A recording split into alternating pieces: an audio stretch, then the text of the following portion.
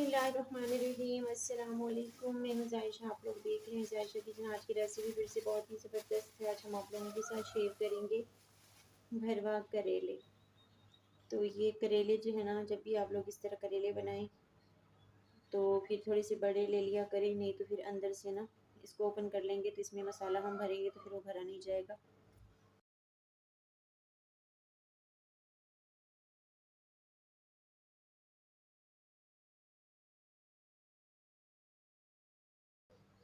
जितने करेले बड़े होंगे ना तो उतने ही भरवा करेले जो है ना वो अच्छे बनेंगे। ये ऊपर वाला जो हिस्सा है ना ये हमें चाहिए और बीज जो है वो हम निकाल लेंगे। तो ये भी हमने फेंक देना है, ये वाला, और जो बीज है ना वो भी हम निकाल देंगे।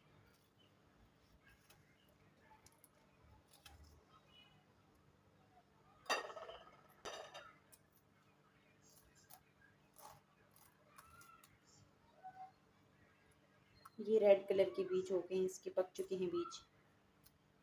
ऊपर से करेला कच्चा है, अंदर से बीज इसके पक चुके हैं।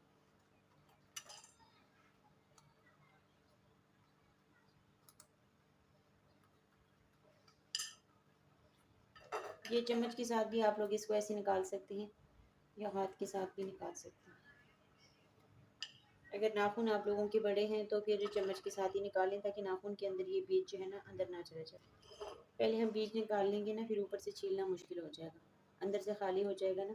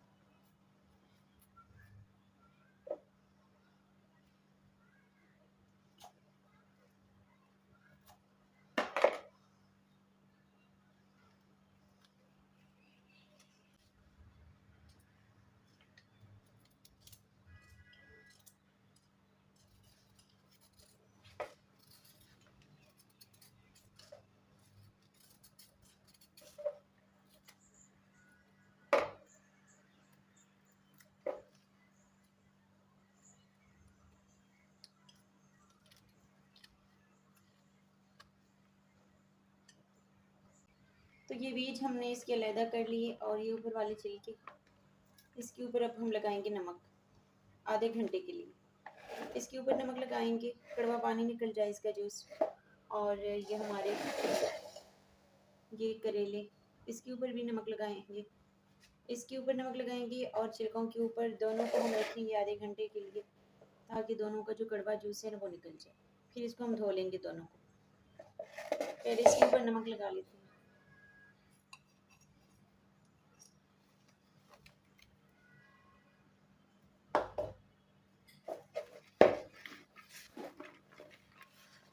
नमक से जो है ना इसका कड़वा जूस निकल आएगा, सारा नरम भी हो जाएंगी और कड़वा जूस जिसका ये भी निकल आएगा। अब इसके ऊपर लगा लेते हैं नमक, ओपन बर्तन के अंदर इसको ना भर भर के लगाएंगे नमक, अंदर से अंदर बाहर दोनों से, ताकि इसका कड़वा पानी निकल जाए और ये नरम हो जाए। भर भर के नमक हम लगाएंगे, बाहर से भी लगाएंगे और अंदर से।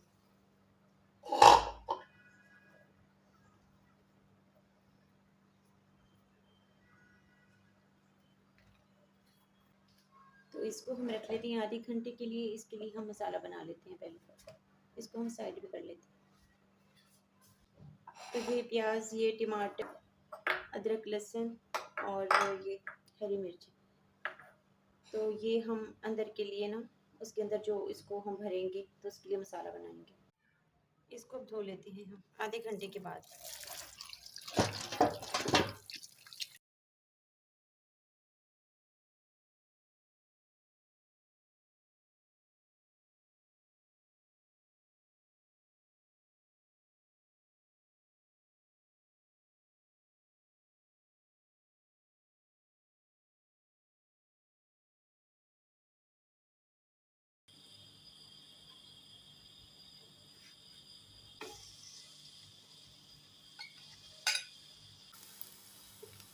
अदरक लहसुन, हरी मिर्ची,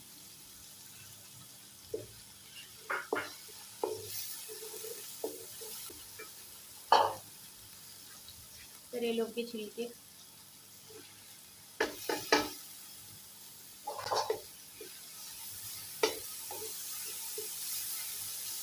नमक,